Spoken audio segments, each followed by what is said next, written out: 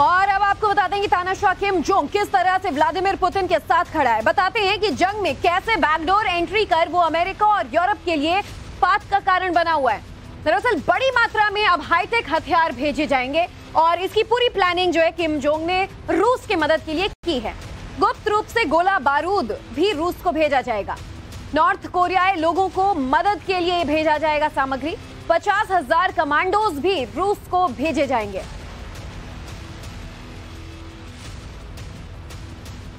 तो अब ये बैकडोर एंट्री पर देखिए आखिर किस तरीके से जो महाजंग चल रहा है इसका रुख बदलता है। जानने के लिए आज बातचीत करेंगे major general retired AK Siwach, defence expert हमारे साथ जुड़ चुके हैं। सिवाच साहब, बहुत बहुत स्वागत है आपका टाइम्स नाउ नव भारत पर। पूरी खबर हमने आपको दिखाई कि किन किन तरीकों से किम जोंग तानाशाह अब रूस की मदद कर सकता है।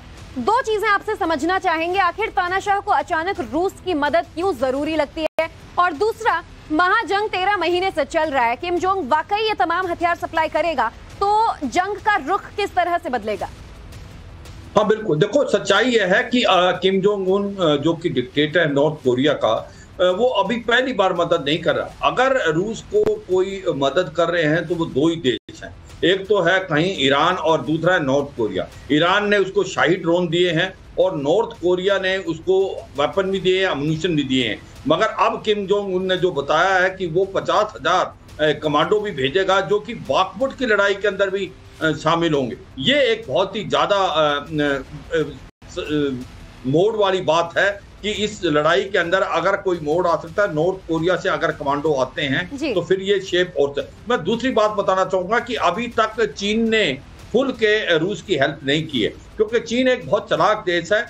उसका जो ट्रेड है अमेरिका और यूरोपियन यूनियन से वो $3 ट्रिलियन का है। उसकी बहुत कंपनियां यूरोपियन यूनियन में और स्पेशली अमेरिका में काम करे। वो नहीं चाहता कि वो हथियार दे, उसके ऊपर इकोनॉमिक सैंक्शन लगे और उसके जो ट्रेड पे कोई इम्पैक्ट हो एडवर्स। तो इसलिए उसने अभी तक खुल के जो रूस की हेल्प नहीं की है। मगर नॉर्थ कोरिया मुझे लगता है अब खुल के आएगा, वो अब हथियार भी ज्यादा देगा, अम्यूनिशन भी। इंटरकॉन्टिनेंटल ब्लास्टिक मिसाइल जिसने उसने बहुत बार टेस्ट कर लिया है वो भी सुनने में आया वो देगा, और 50,000 कमांडो जो कि बाखमुट की लड़ाई के लिए आ सकते हैं, क्योंकि बाखमुट के अंदर जो है 7 महीने से लड़ाई। ये बहुत बड़ा कदम होगा सिवाच साहब, अगर नॉर्थ कोरिया और सन की किम जोंग जो है वो वाकई इतनी बड़ी मदद अगर रूस को करता है 50,000 कमांडोज के साथ साथ इंटरकॉन्टिनेंटल बैलिस्टिक मिसाइल जैसा कि आप बता रहे हैं, तो देखना होगा कि आखिर रूस की ये मदद क्या वाकई खुलकर किम जोंग करेगा। बने रहेगा सिवाच साहब। एक बड़ी खबर और आ रही है, अपडेट दर्शकों तक पहुंचा दें। दरअसल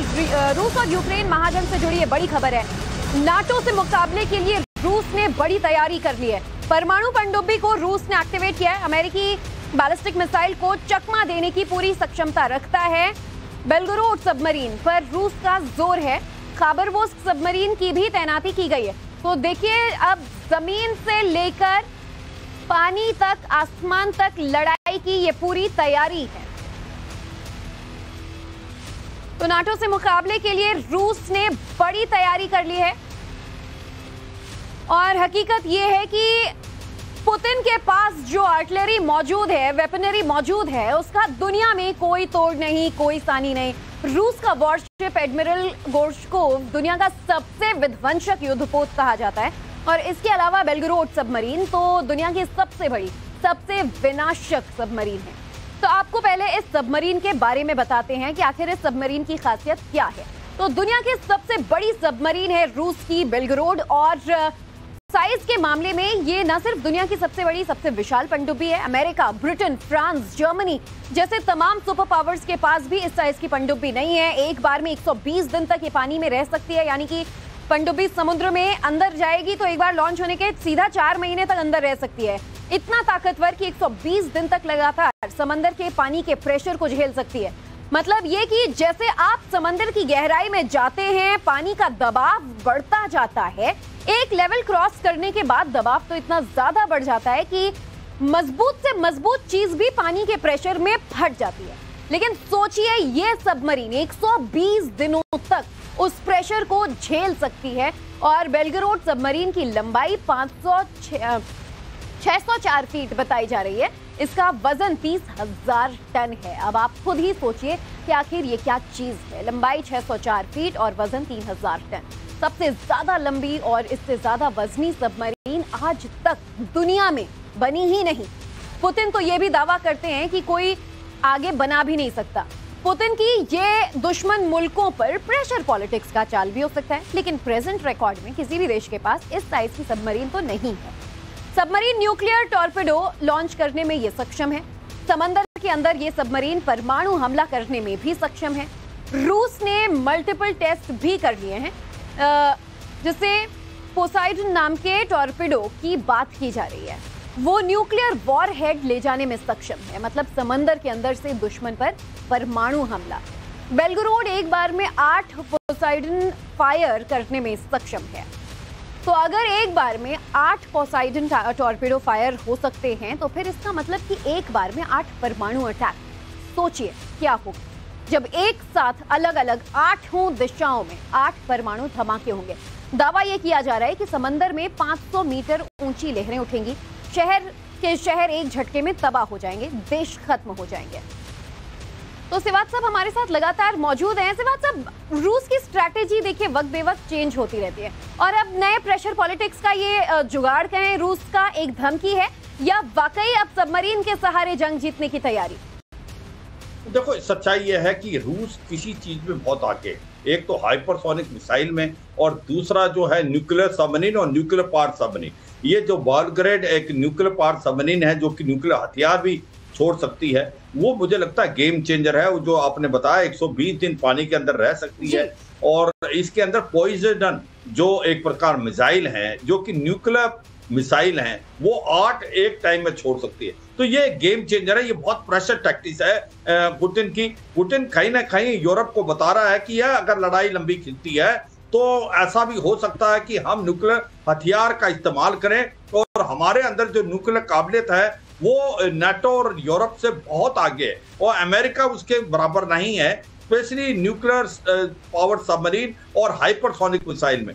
दूसरी बात, एक ऐसा प्रेशर डाल रहा है यूरोप के ऊपर कि अगर आप इतना साथ यूक्रेन का दे रहे हैं तो हो सकता है कि रूस न्यूक्लियर हथियार का इस्तेमाल करे और आपके देश पे करे। तो ये बहुत बड़ा प्रेशर है यूरोप की कंट्री पे। और एक बड़ी इंपॉर्टेंट चीज जो आ रही है इसके अंदर की सच्चाई है कि जो ये सबमरीन है इसका डिटेक्ट करना बड़ा मुश्किल है। ये स्टेल्थ टेक्नोलॉजी से है, क्योंकि सबसे इंपॉर्टेंट चीज है इनकी सेकंड स्ट्राइक कैपेबिलिटी बहुत पुख्ता है, कि मतलब अगर दुश्मन आपके पास न्यूक्लियर हथियार फायर करता है, आपके पास क्षमता होनी चाहिए आप उसके बाद उसके ऊपर न्यूक्लियर हथियार फायर कर पाए। तो ये बेलग्रेड ऐसा ही न्यूक्लियर मिसाइल है कि ये स्टेल्थ टेक्नोलॉजी से बनी हुई है, इसको डिटेक्ट करना मुश्किल है। ये कहां पर है, वर्ल्ड में कहीं भी हो सकती है, और ये हाइपरसोनिक और पॉइजन मिसाइल से किसी भी शहर को एक प्रकार से बिल्कुल ये नष्ट कर सकती है। तो ये एक गेम चेंजर है, पावरफुल सबमरीन, और ऊपर से इसे डिटेक्ट भी नहीं किया जा सकता, यानी वाकई यूरोपीय देशों के लिए बहुत बड़ा ये चैलेंज रह सकता है। बिल्कुल सिवात साहब, एक और बड़ी खबर दर्शकों को जरा बता दें। इस वक्त यूक्रेन ने कैसे जर्मन आर्म्ड व्हीकल की टेस्टिंग की। यूक्रेन के डिफेंस मिनिस्टर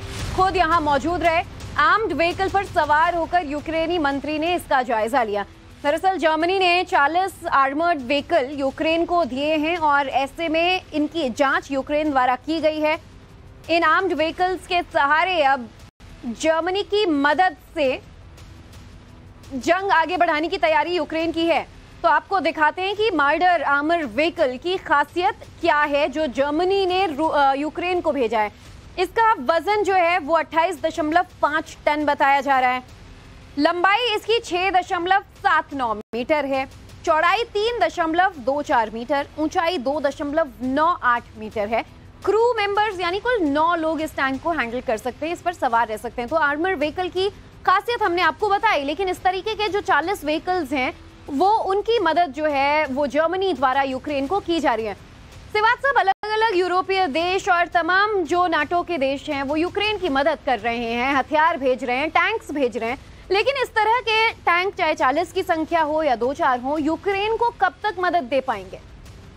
हाँ, देखो, ये सच्चाई है कि कब तक मदद दे पाएंगे ये क्वेश्चन मार्क है, मगर जो मदद अभी मिल रही है उससे बहुत ज्यादा लड़ाई लंबी खींच रही है और यूक्रेन दब के लड़ रहा है, इसमें कोई शक नहीं। देखो पहले उसको डिफेंसिव हथियार मिले, जैसे जेवलिन मिसाइल जो कि एंटी टैंक थी, stinger missile anti aircraft, switch blade drone मिले। उसके बाद उसको ऑफेंसिव हथियार मिलने स्टार्ट हुए, M777 अल्ट्रा लाइट हाउजर, और उसके बाद high mark high mobility arty rocket system, बख्तर गाड़ियां, टैंक। अब जो टैंक मिले हैं वो भी काबिले तारीफ है। चैलेंजर 2 जो मिला है ब्रिटेन का main battle tank, leopard 2 Germany का, इब्राहिम M जो अमेरिका का, और अब जो ये दी है 72 गाड़ियां जिसको 40 आर्मर्ड व्हीकल है वो भी दी। सच्चाई यह है कि आज ये लड़ाई बहुत जोरों से चली हुई है और रूस 7 महीने से लड़ रहा है, बखमुठ नहीं जीत पाया है, क्योंकि ये है कि हथियार मिलते जा रहे हैं यूक्रेन को, यूक्रेन लड़ता जा रहा है। तो ये लड़ाई असली में तो रूस वर्सेस नाटो है और यूक्रेन तो एक मोहरा बन गया है। मगर ये जितने इसको हथियार मिलते रहेंगे